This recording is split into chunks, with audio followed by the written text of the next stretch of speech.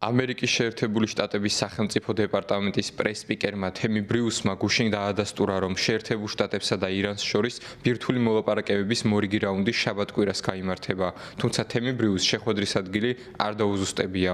მოლაპარაკების მორიგი რაუნდის შესახებ ინფორმაცია ირანის უზენაესმა ლიდერმა აითოლა ალი ხამენეიმაც დაადასტურა. მისი თქმით, არც ზედმეტად ოპტიმისტურად ან პესიმისტურადაა განწყობილი. ჩვენ არც ზედმეტად ოპტიმისტურად ვართ განწყობილი, არც ზედმეტად პესიმისტურად. რა თქმა უნდა, ჩვენ ძალიან პესიმისტურად ვუყურებთ მეორე მხარეს. ვიცით, რასთან გვაქვს საქმე, მათ არ ვენდობით. თუმცა ოპტიმისტურად ვართ ჩვენი შესაძლებლობების მიმართ. მას შემდეგ, რაც ირანმა თავისი სწრაფად განვითარებადი ბირთვული პროგრამის შესახებ განაცხადა, შეერთებული შტატები ირანისგან ბირთვულ შეთანხმებას ითხოვს.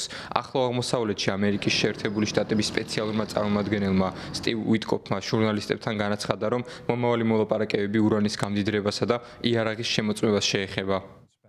This is going to be much about ეს იქნება მოლაპარაკება გამდიდრების პროგრამის შემოწმებისა და საბოლოოდ იარაღის გადამოწმების შესახებ. ეს მოიცავს რაკეტებს, რაკეტების ტიპს, რომლებიც მათ მოაგროვეს, აგრეთვე ბომბების საცავებს.